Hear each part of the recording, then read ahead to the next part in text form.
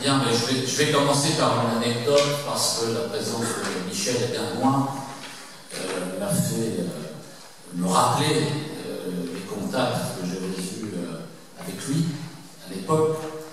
Et je voudrais d'abord, certainement pas rappeler, mais dire que cet appel des résistants de nouvelle génération était un appel qui a été rédigé par Attaque. Tout ceci est masqué. Par exemple, Stéphane Hessel, dans son petit ouvrage, se garde bien de le dire. Et il a été rédigé plus précisément par Luc Douillard, qui était un militant d'Attaque Nantes, avec moi. Et ce qui a été proposé aux résistants, c'est de signer ce texte. Je suis allé les voir les uns après les autres, tous. Et donc, j'ai pris rendez-vous et j'ai téléphoné au numéro qu'on m'avait donné de Georges Guingouin, qui était à Troyes, dans l'Aube. C'est votre mère qui m'a répondu. J'ai demandé à parler à Georges Guingouin. Votre mère m'a dit qu'il n'était pas joignable, il était déjà très malade et ça n'a pas été possible. Votre mère a cependant accepté que je lui envoie par la poste le texte. Elle m'a dit qu'elle lui soumettrait et qu'elle me rappellerait quelque temps après pour me donner la réponse. Et en effet, ça n'a pas tardé. Quelques jours après, votre mère me rappelait en me disant « Georges est d'accord pour signer le texte ». Malheureusement, je n'ai pas pu le voir, ça n'a pas été possible. C'est vrai que l'état de santé d'un certain nombre de ces résistants, très âgés, n'était pas très bon. Et je me rappelle également Germaine Dillon, qui habitait à Saint-Mandé, en banlieue parisienne, que j'ai pu rencontrer, mais qui était au lit. Elle était au lit et elle avait toute sa tête encore, mais elle avait évidemment un âge très avancé. Alors je dis ça pour que on remette les pendules à l'heure, parce que cette commémoration du 60e anniversaire en 2004 du CNR, lancé par Attaque à l'époque, a été une bataille que beaucoup de gens n'imaginent pas. Il a fallu se battre contre un certain nombre de militants de la CGT et du PCF qui considéraient que le CNR était leur chasse gardée et que nul en dehors d'eux n'avait la légitimité pour intervenir sur ce sujet, alors que parallèlement ils n'ont rien fait. Et je me rappelle l'initiative pathétique mise en place par la direction du PCF en 2004, après l'initiative d'Attaque pour sauver la face, où il était question d'un certain nombre de mesures prises à la libération, notamment la sécurité sociale, et sans inviter celui qui avait été la cheville ouvrière et qui était encore vivant, qui était Maurice Kriegel-Vallemont, qui était fou furieux alors qu'il avait été communiste, député communiste, dirigeant de la résistance communiste, qui était fou furieux contre la direction du PCF qui avait fait cette initiative sans même inviter les survivants qui étaient là et en parlant à leur place. Donc nous avons mené une bataille difficile aussi contre un certain nombre, contre les écologistes ou ceux qui se prétendent tels.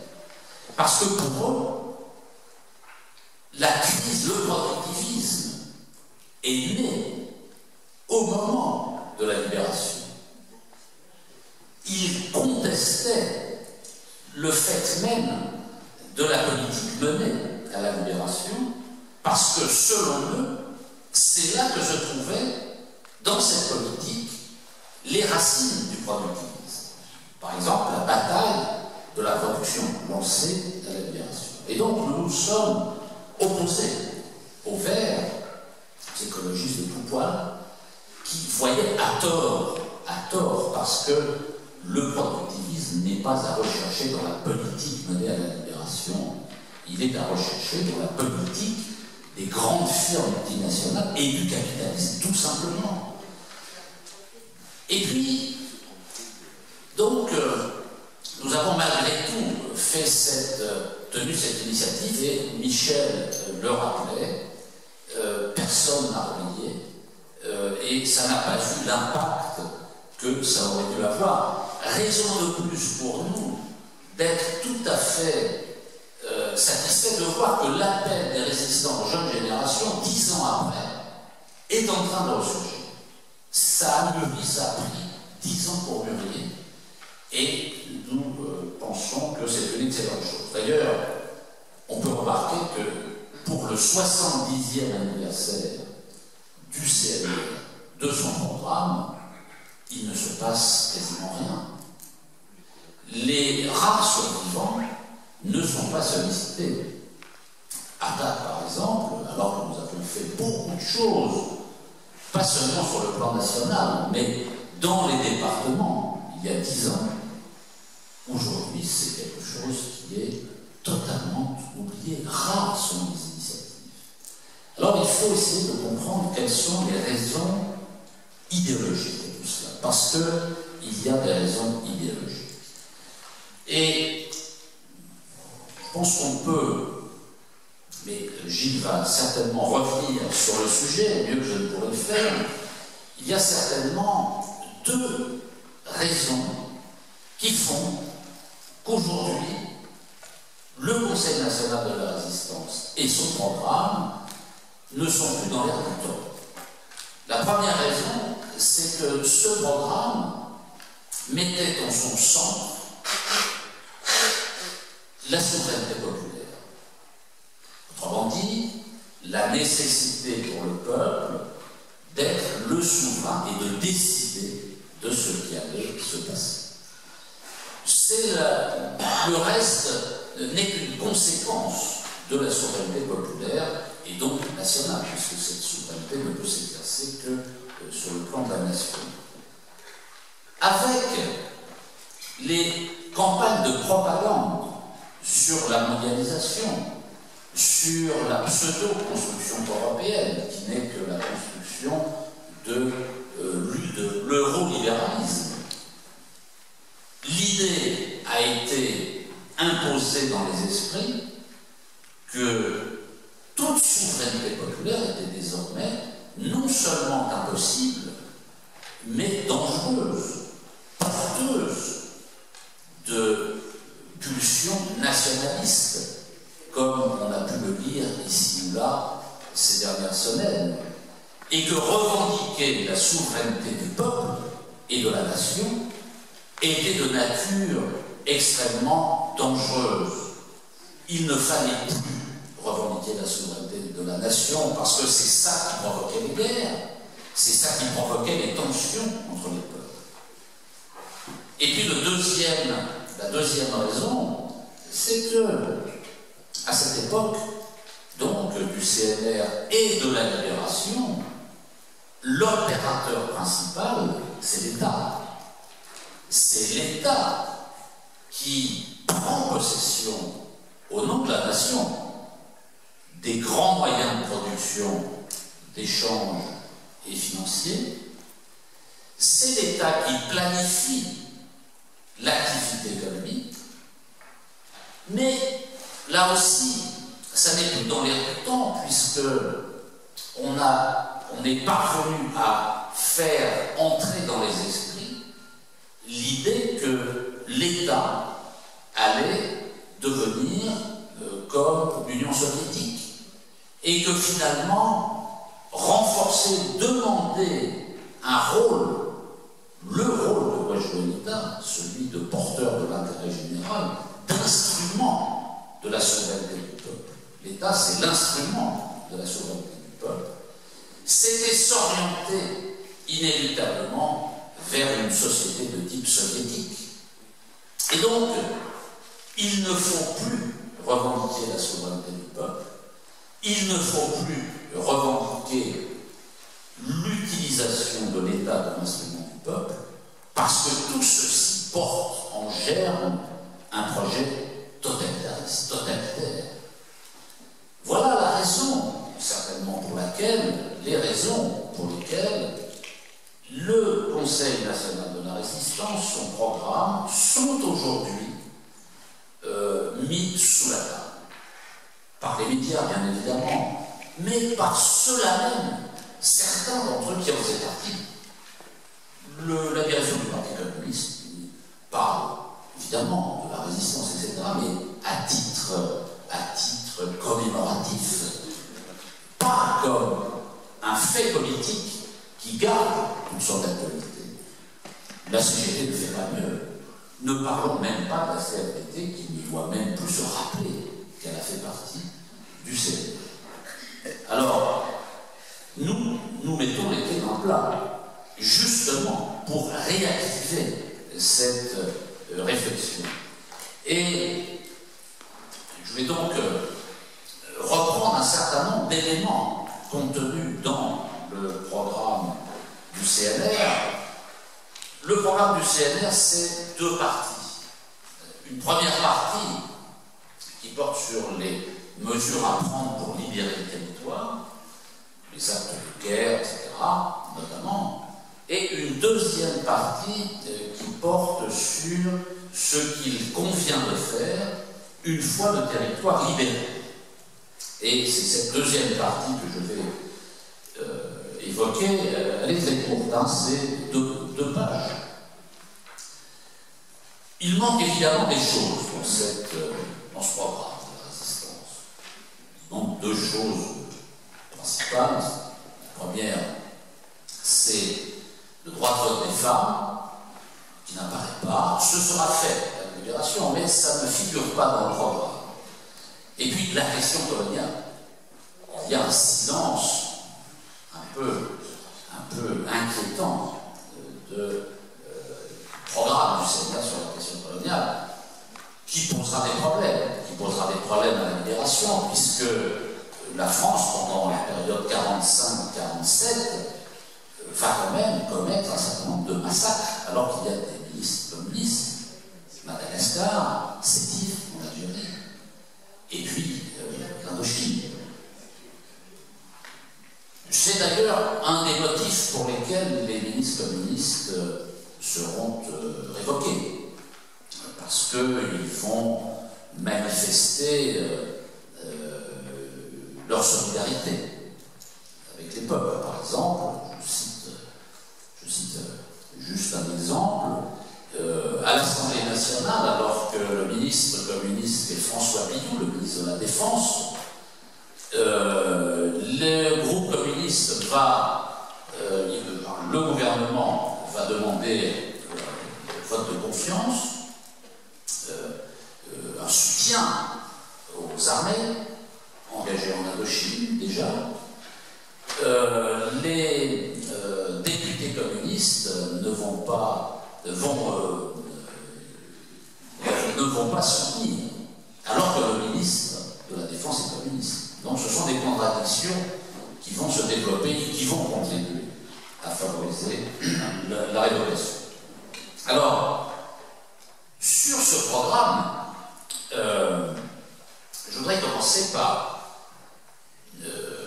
lire deux lignes qui me paraissent intéressantes à la fois dans le langage utilisé et dans la portée politique de la proposition.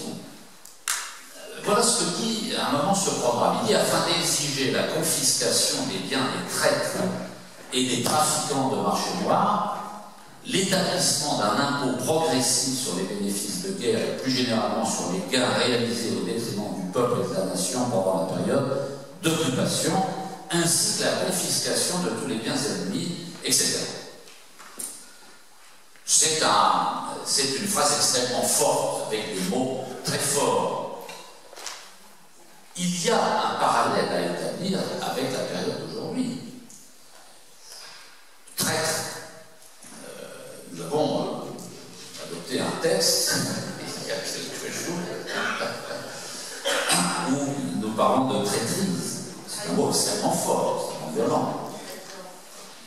mais qui s'impose dans certaines circonstances, et dans l'activité politique et économique d'aujourd'hui, oui, il y a des traîtrises. Il y a des traîtrises, par exemple, ceux qui spéculent sur tous les marchés. Il y a une forme de traîtrise. Ceux qui échappent à l'impôt, qui fuient vers les paradis fiscaux, c'est une forme de traîtrise. Et les mesures qui sont prises, qui sont envisagées dans ce programme, confiscation des biens des traîtres et des trafiquants de marché noir, oui, il faudrait que les pouvoirs publics n'hésitent pas à confisquer les biens et les sommes concernées lorsqu'il y a évaporation fiscale, fuite des capitaux, lorsqu'il y a des spéculations. Mais, bien entendu, ces mesures ne sont pas prises parce que les uns et les autres font partie de la même famille, finalement, politique, idéologique, culturelle, et qu'ils se tiennent tous par la barbichette. Mais ce sont des mots et ce sont des propositions qu'il faut réactiver. Il ne faut pas accepter l'usage de la langue de coton, c'est-à-dire avoir une activité politique dénuée de toute émotion, de toute colère. Non, il y a des motifs justifiés à l'indignation, à la colère, à la protestation, et ça doit se traduire par les mots. Ce texte en fait foi. Ensuite, je voudrais ajouter un deuxième exemple qui est le suivant. Voilà ce que dit ce programme: la liberté de la presse. Donc, l'objectif est d'assurer la liberté de la presse, son honneur et son indépendance à l'égard de l'État, des puissances de l'argent et des influences étrangères. Aujourd'hui, je mets au défi quiconque de trouver un projet dans un parti, mouvement politique quelconque, un projet cohérent qui porte cette idée avec des propositions précises, pas des slogans généraux, qui permettent d'assurer la liberté de la presse. Il n'y en a pas. Alors s'il y en a, il faut nous les communiquer parce que nous les peut-être reprendrons à notre moment. On a quelques idées de notre côté, on en reparlera samedi. Mais c'est quand même frappant parce que le rôle de la presse dans les 30 années, les 40 années qui viennent de s'écouler a été particulièrement néfaste. La presse est apparue comme un appendice des firmes multinationales, dont d'ailleurs les actionnaires des organes de presse et des médias, pas seulement la presse papier. Il y a l'audiovisuel, il y a les agences de presse, il y a les satellites, il y a tout cela. C'est un ensemble, mais qui possède cet ensemble? Ce sont les firmes multinationales, les entreprises d'armement, par exemple. Or, devant ce scandale, il n'y a rien. Il y a le silence, où il y a des hommes politiques, des femmes politiques qui se réclament parfois de la gauche, qui sont fabriqués avec leur consentement par ces médias. Parce que font ces médias? Elles fabriquent de faux opposants. Si on prend un José Bové, il a été totalement fabriqué par le système.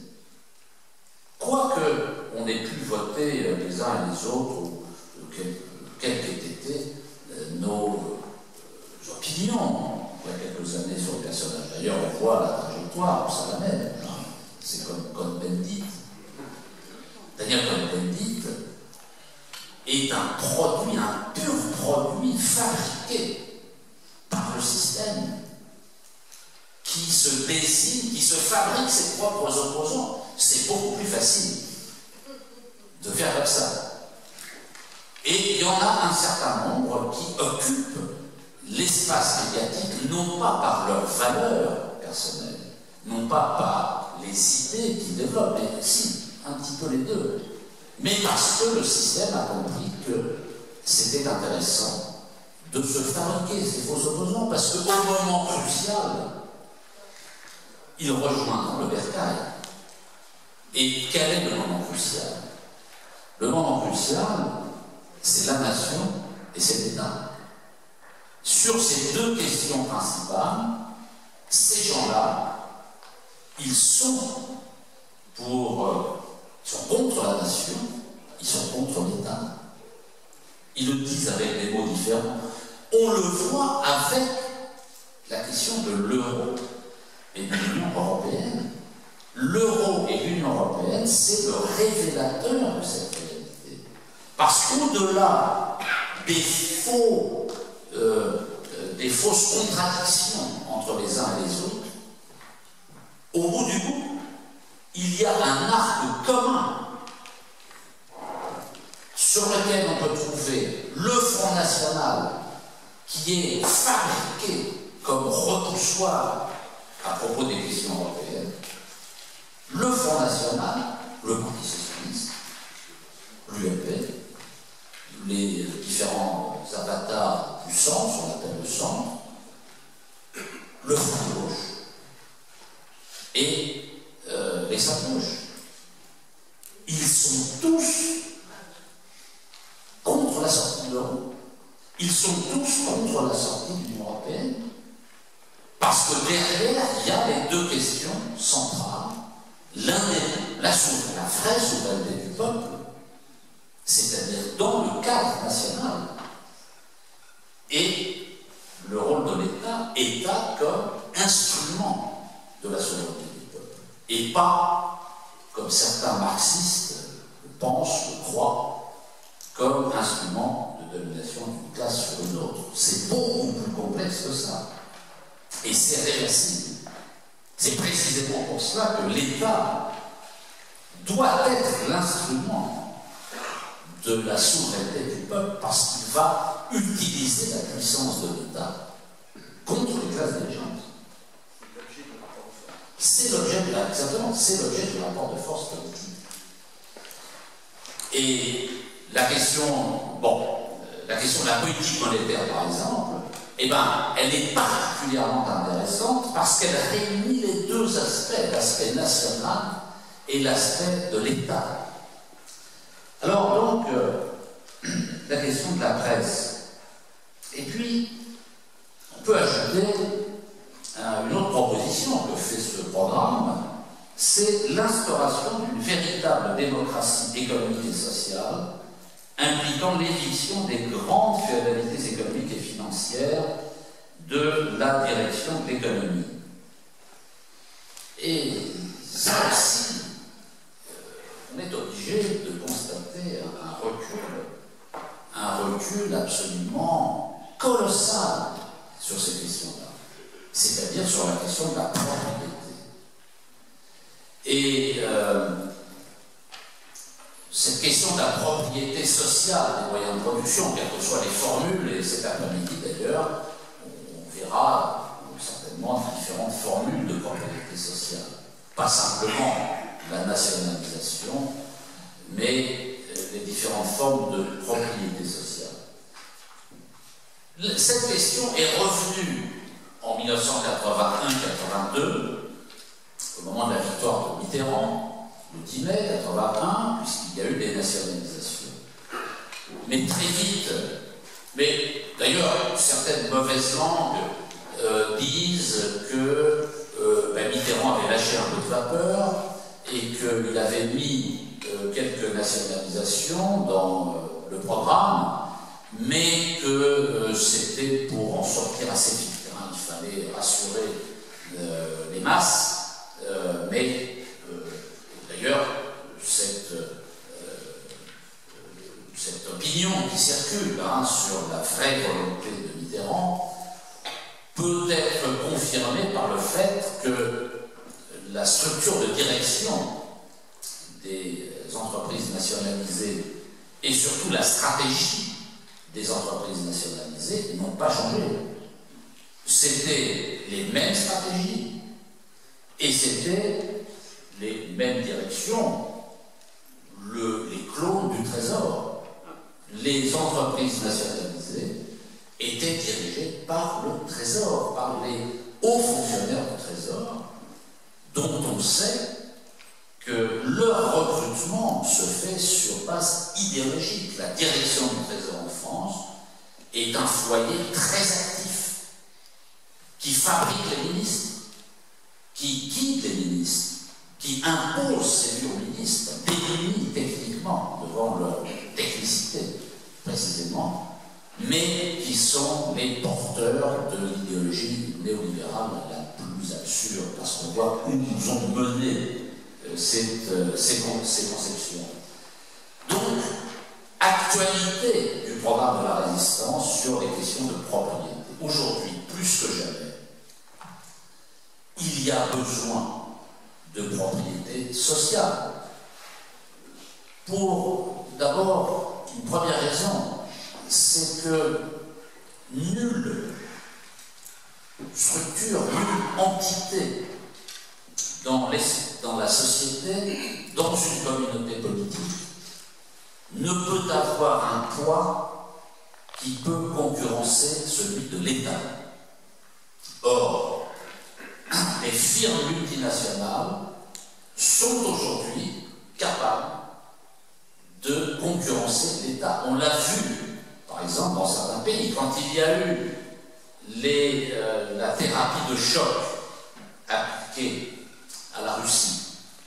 On a vu que de grands empires industriels se sont fabriqués qui ont été capables de lever des armées privées, qui avaient leur armée, des grandes entreprises qui avaient leur armée, interdisant aux agents du fisc de venir lever l'impôt sur les sociétés. C'est vrai que c'est pratique si on fonctionne comme ça.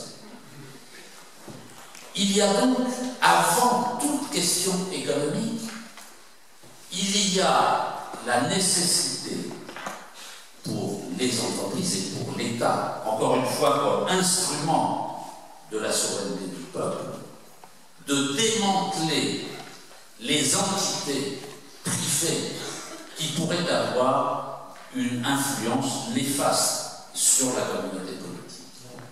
Et donc, c'est une première raison de rendre social ce qui est privé et avec un rôle économique qui va être négatif sur le plan de l'environnement, sur le plan de l'emploi, etc. Alors, la question de la propriété, ben là aussi, il faut qu'on reprenne le flambeau.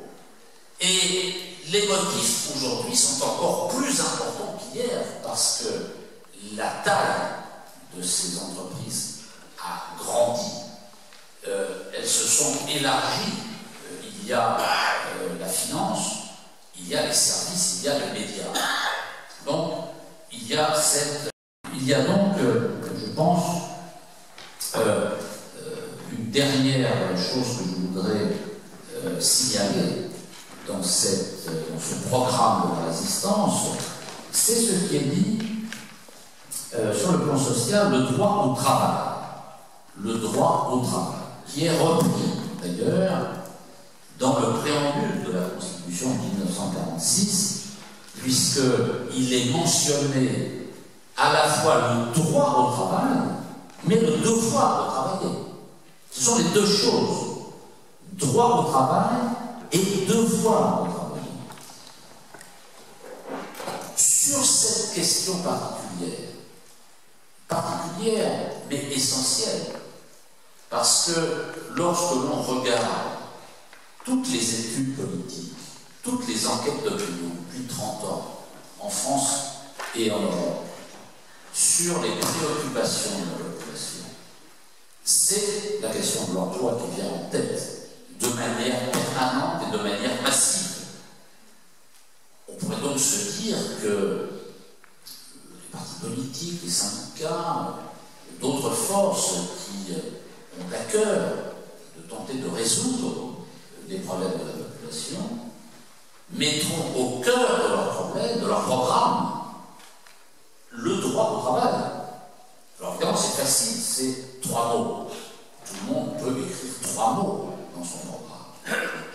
évidemment, ce n'est pas ce que nous attendons.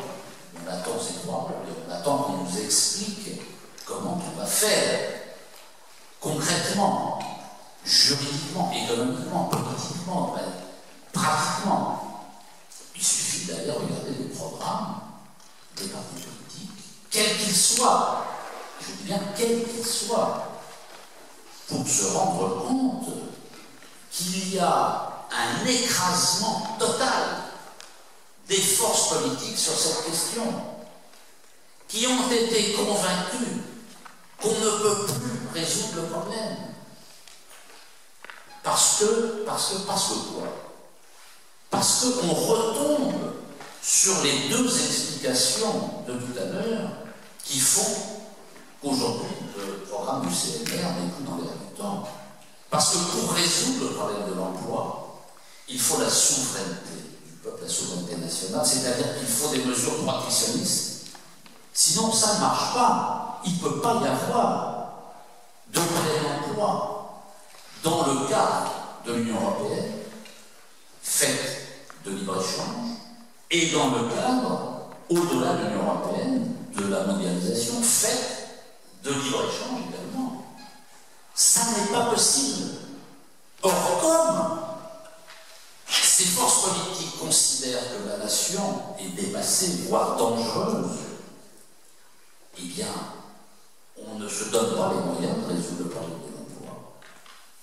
Et puis la deuxième raison, c'est que pour résoudre le problème de l'emploi, il faut une intervention massive de l'État.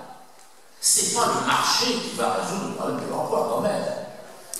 Il faut l'intervention de l'État. Mais si on fait intervenir l'État, ce sera un projet totalitaire. Et donc, il ne faut pas mettre le doigt dans ces affaires-là. Il faut en parler, bien sûr. Il faut faire comme M. Mitterrand, M. Hollande. Il faut dire que la courbe du chômage va se renverser à la fin, va se retourner à la fin de l'année. C'est évident que ça ne fonctionnerait pas. Il faut faire comme tel ou tel, parler de sécurité d'emploi-formation. Il faut utiliser des formules passe-partout qui n'ont aucun contenu, mais qui donnent l'impression qu'on se préoccupe du problème. Eh bien, c'est avec cela qu'il faut rompre. Et ce programme de la résistance garde son actualité, encore une fois, sur cette question cruciale de l'emploi.